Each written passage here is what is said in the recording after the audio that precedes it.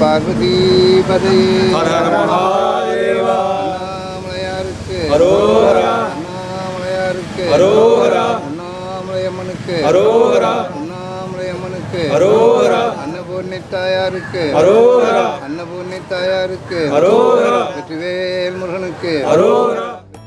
ईश गिरीश नरेश परेश महेश विलेशय भूषण भो साम्ब सदा शिव शम्भो शङ्कर शरणं मे तव चरणयुगम्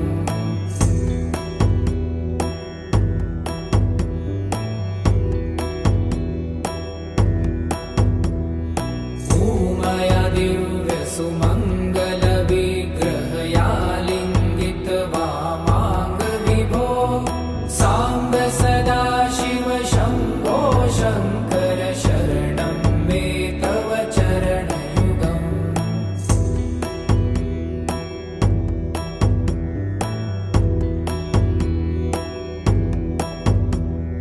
दूरीकुरु मामज्ञमनाथं दूरीकुरु मे दुरितं भो साम्ब सदा शिव शम्भो शङ्कर शरणं मे तव चरणयुगम्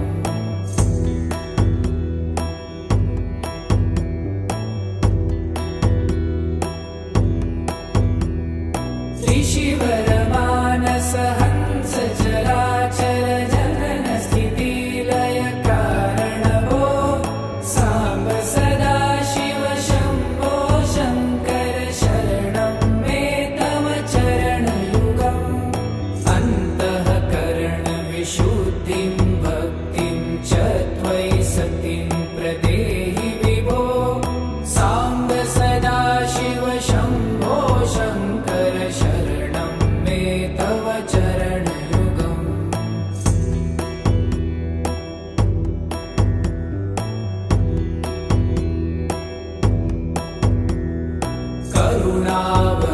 करुणावरुणालयमयि दास उदासस्तवोचितो नहि भो साम्ब सदा शिव शम्भो शङ्कर शरणं मे तव चरणयुगम्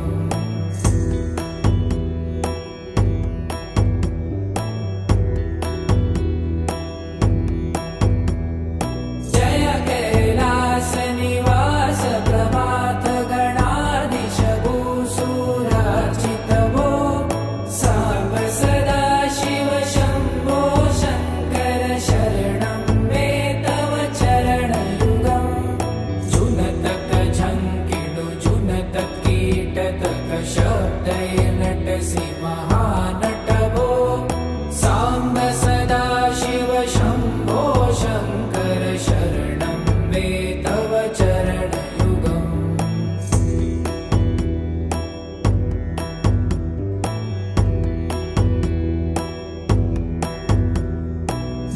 धर्मस्थापन दक्ष त्रक्ष गुरु दक्ष यज्ञ शिक्षक भो साम्ब सदा शिव शम्भो शङ्कर शरणं मे तव चरणयुगम्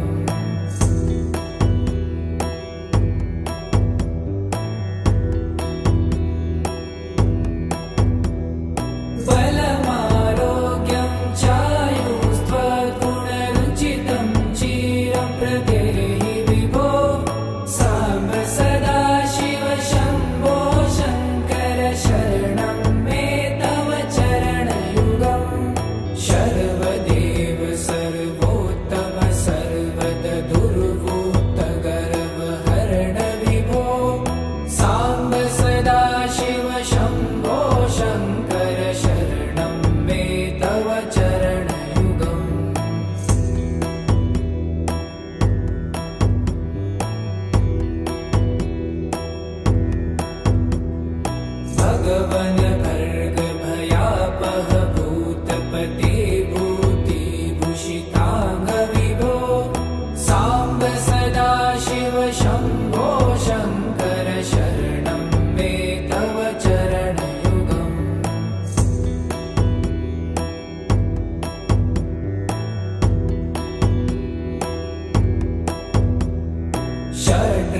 षडूर्मि षड्विकार हर सन्मुख षण्मुख जनक विभो साम्ब सदा शिव शम्भो शम्भो